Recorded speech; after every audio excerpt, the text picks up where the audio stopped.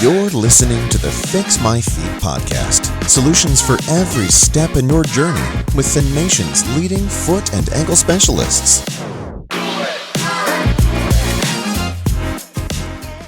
Hey everybody, welcome back to the Fix My Feet podcast. I'm here with my good colleagues, Dr. Evan Leonards and our PA, Ashley Anderson. And I'm Dr. David Waters, a foot and ankle surgeon, foot and ankle physician, and glad to be with you guys today. How you guys doing? Good, doing well. Feeling ready to fix. Let's go. But it's all about fixing, you know what I'm saying? When you're the fixers. So anyways, so we're going to talk about some fixing today about something I swear I get asked about this at least 3 or 4 times a day in clinic and when I deal with patients, but shoes. I always get asked about shoes. Which shoes should I be in? Which shoes should I not be in? And rightfully so. I mean, they can make a big difference, like in your pain and especially with certain kinds of jobs that you might have. So I think it's a fair question, but wanted to address it because I get asked about it all the time. So I thought we might start talking about this topic with some different types of shoes that maybe are not so good. And then we can kind of verge into what we would recommend as a shoe, any brands. We're not getting paid by anybody, so this is completely like, pro bono advertisement for any companies that we mentioned today. So let's start with everybody's favorite shoe wear, and that's flip-flops. Dr. Leonards, what's your take on flip-flops? Yeah, thongs aren't the best for sure. I mean, you can you can get some that are better than others. Not all sandals are made the same by any means. Sandals in general, if you're talking about like a Birkenstock versus a flip-flop that you get at Walmart, drastically different.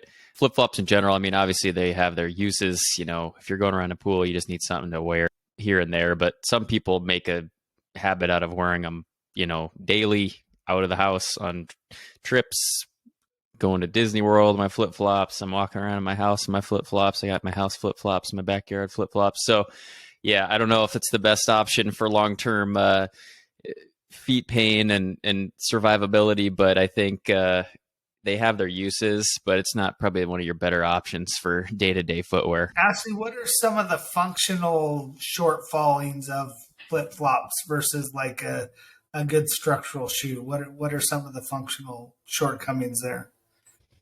Well, first off is there's no way that it's staying on your foot unless you have to grip with your toes. So It does force you to almost grip more up in that front part of your foot. It's also a very thin material, usually, like it's squishy, but that's all it is. It's just a layer of some soft plastic or foam or whatever it's made out of. So there's really nothing to hold up any part of your foot, so there's no support to it. And if anything, you have to use your front part of your foot even more to get them to stay on.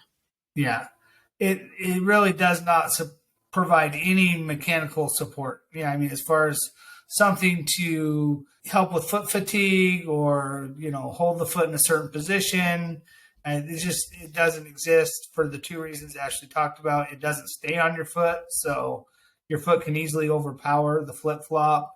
And number 2, the materials that most of them are made out of. Now, I've been on hikes in national parks and seen people hiking in their precious flip-flops. So I know what's out there. But I'm just telling you, those do not provide the kind of support that you need for any kind of serious activities.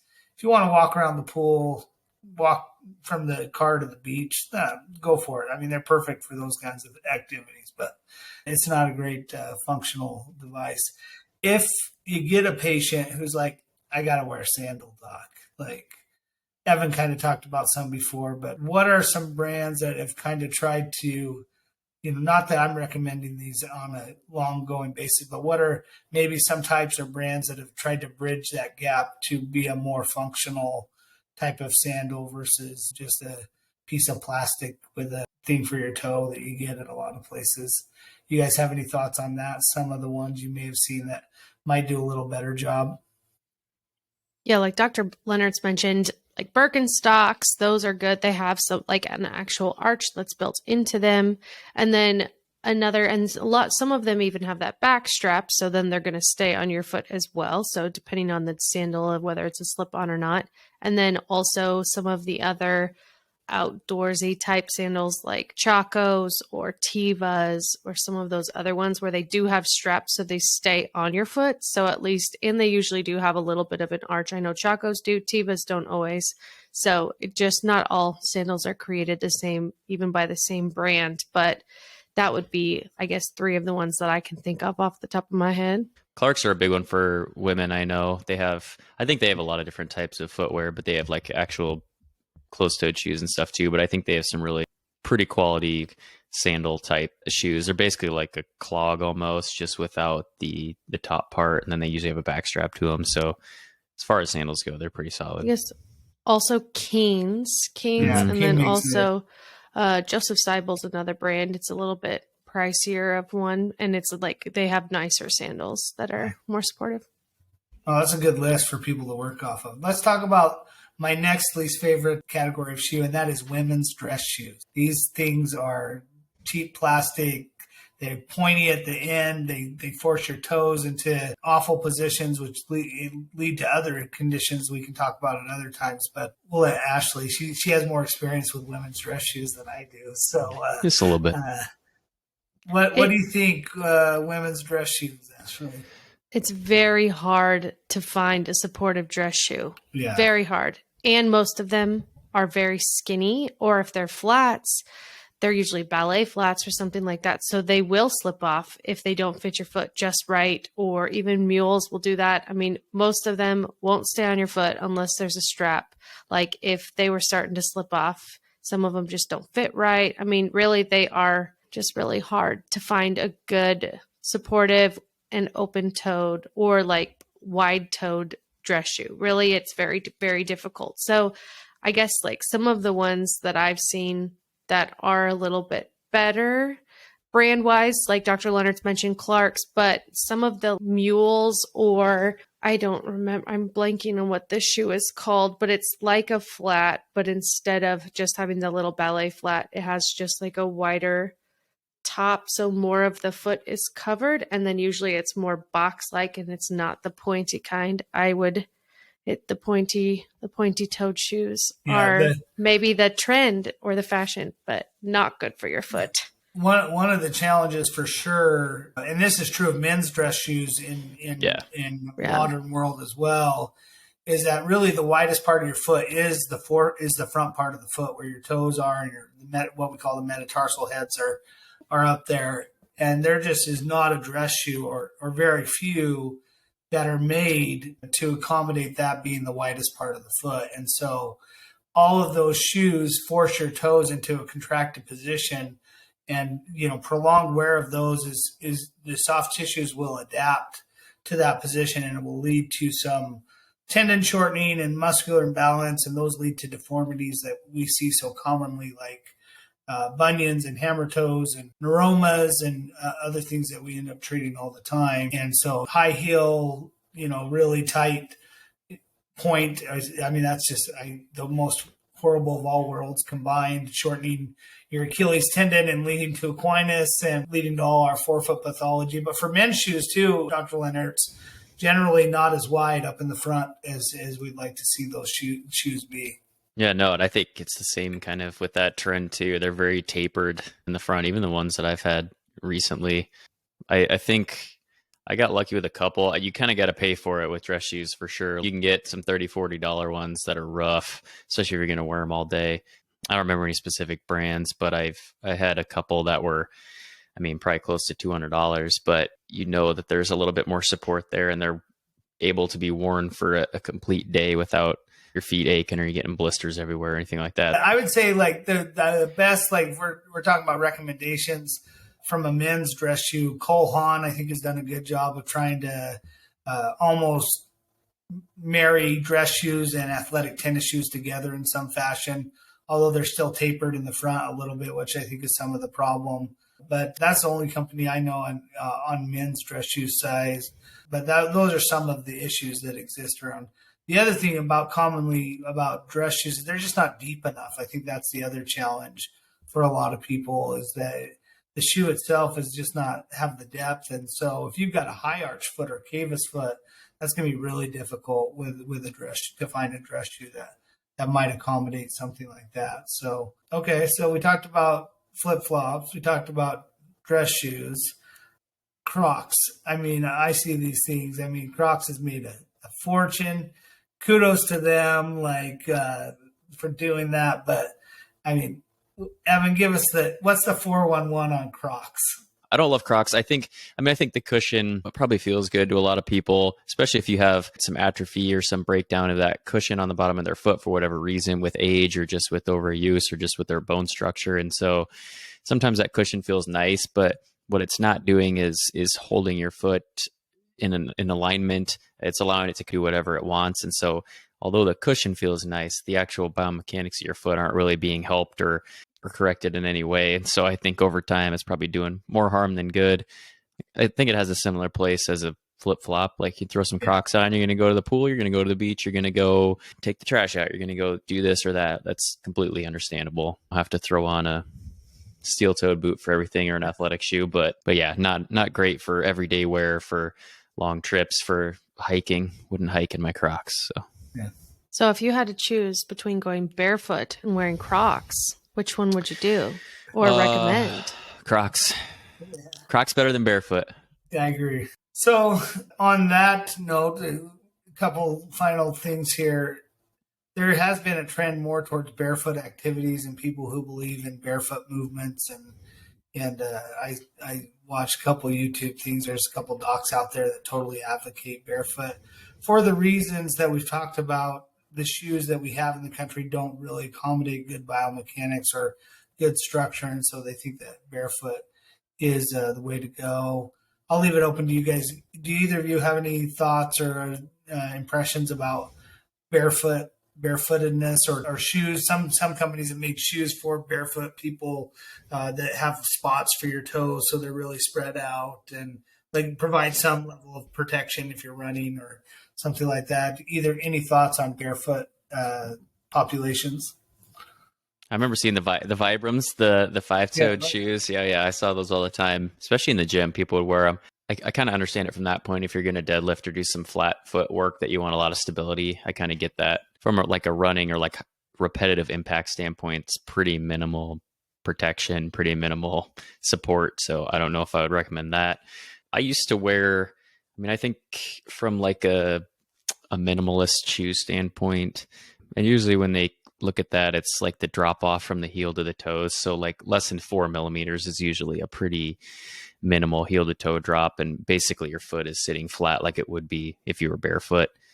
And I think a lot of people like that aspect I think a lot of the argument is that it's training your intrinsic musculature to be a little bit more strong, a little bit more stable, help you stabilize your foot. Then when you're barefoot, it's not that different than when you're wearing shoes. And so there's not this big transition. So I don't know. I'd probably have to see some more long-term research on those kinds of things. But for the majority of people, unless you're a high-end athlete or you have a really good idea of what you need physically, most of the time a more supportive athletic shoe that we could probably touch on is probably going to be the best bet. Something that's going to give you some extrinsic stability, so you're not trying to work your musculature all the time.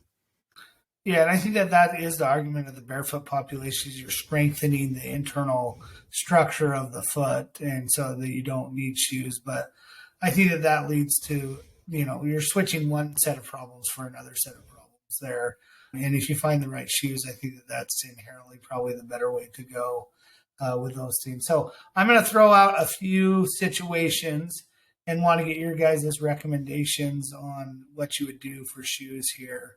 First situation we encounter all the time, people that work in factories that stand on their feet, all day, every day, 8 to 10 hours standing. They move a little bit. They walk down the line, up and down the line, but a lot of prolonged standing. Your thoughts, Ashley, and then Evan, real quick. What kind of recommendations would you have for somebody in that situation? I'd say something that's going to support your arch more. So even if it's a shoe that you have to wear, like steel-toed shoes, something like that, a lot of them might not have good support inside the shoe for an arch. So that would be when something like orthotics would be good. I know for surgery, we stand a lot.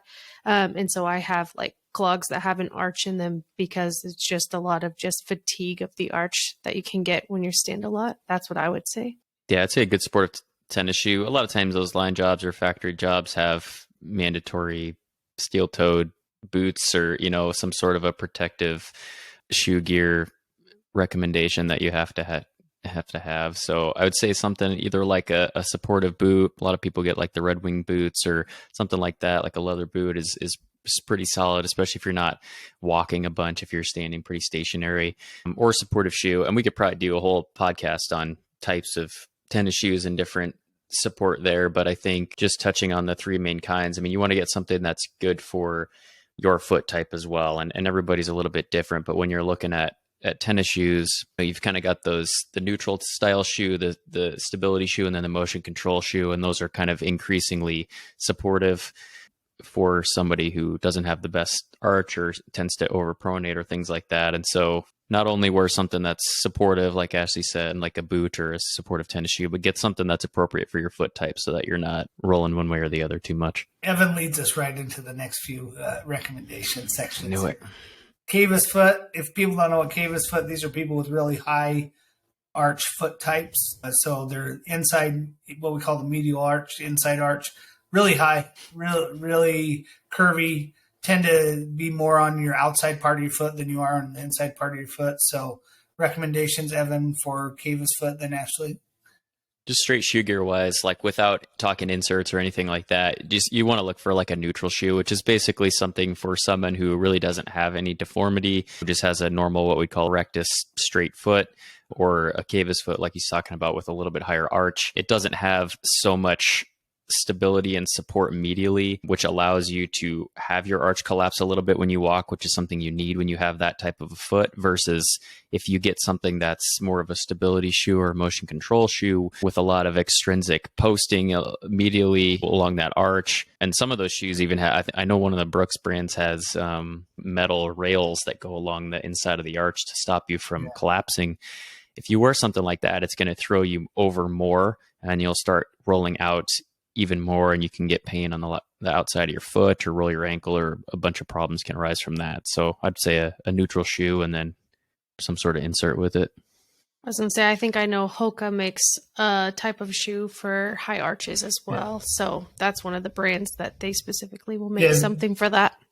They're a great neutral shoe, just like Evan was saying. They make a really good neutral shoe. So somebody with a real flat foot, Ashley, what things might they look for in a shoe versus what we just talked about? Well, Dr. Leonard's already kind of mentioned, so Brooks has probably some more shoes that you could work well for the flat foot, since it's opposite of having a really high arch. And then something that if your foot is really flexible as well, not something that is as deep cut, but maybe comes up a little bit closer to the ankle to help correct part of that movement. You're right. I mean, there are some shoe brands that make what we talked about, externally posted shoes for flat foot, people that overpronate. And so if you go to a good shoe shop, they should be looking at whether you're a pronator or a supinator or a high arch and making those recommendations. But that's something you want to think about. I know New Balance and Brooks both make an externally posted shoe. And so that's something you can look into. There's other companies I'm sure out there. Like I said, we're not sponsored by anybody. So if you've experienced some earth-shattering shoe, drop it in the comments and I'd be happy to take a look at what you got. But those, I think, are some common scenarios. One final common scenario are exercise communities, people that run a lot or want to exercise a lot, thoughts on shoes, and maybe also, especially in some of these communities, frequency that people should be changing their shoes versus not changing their shoes. Dr. Leonard? Yeah, I think most of the brands we talked about are pretty solid from a running or workout standpoint. And I know a couple brands that we probably don't talk about a ton, like Nike and Adidas. Some of the ones that tend to not be quite as supportive as some other ones do make some really high quality running shoes if you are willing to spend the money on the upper echelon of their product line. But I think overall, just basic, a good supportive athletic shoe. And brand wise, One thing I did kind of figure out recently is Ultra is a brand that I don't hear about a ton, but they have a really, really wide toe box, which I think is helpful for a lot of people, especially if you have a hard time finding shoes that are wide enough. If you just have a wide foot, or you have a little bit of a bunion deformity or something like that, or you're having trouble getting into shoes, I think that's a brand to try that maybe not a lot of people have heard of or might not have seen in stores. But yeah, I think a supportive shoe from that standpoint is fine to work out in. And then I think, it's kind of a bummer when you pay $150, $180 for a new pair of shoes. That's quality. But I think probably 6 to 9 months, if you're doing pretty solid exercise, is probably a decent cutoff to start looking at getting a new pair. I'm probably not the best at following that recommendation, to be honest. But from a breakdown standpoint, especially if you're doing lots of running, that wear pattern will just really affect your biomechanics when the shoe starts to break down on the outside. So treat yourself to a new pair probably twice a year, I would say. Anything to add to that, Ashley, as far as breakdown and mileage? I'd say also, if you have a foot deformity and you're wearing out your shoe on one side or the other, then you're going to need to change it sooner, probably every 3 months or so. Yeah. Yeah, I always tell patients that shoes are like cars on a tire. There's mileage limits on these things. So if you're a runner and you're tracking your miles, you need to know. You'll end up with some overuse injuries as your shoes start to break down. And so make sure you're changing your shoes on the right kind of mileage and basis. Make sure you're in the right kinds of shoes. And if you have any more specific questions or thoughts about shoes, drop them in the comments. Like I said, I'm Dr. David Waters, Dr. Evan Leonards, and Ashley Anderson here. We are the Foot Fixers. Just want to make sure you check us out on social media and let us know anything you want us to cover in upcoming episodes. Drop comments here. We're at Platte River Foot and Ankle on Instagram, Platte River Foot and Ankle Surgeons on Facebook and TikTok, and also our Facebook page for the podcast at the Fix My Feet podcast.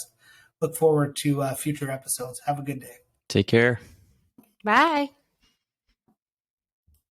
Thanks for listening to another episode of the Fix My Feet podcast. To schedule an appointment with one of our providers, visit www.prfootsandankle.com.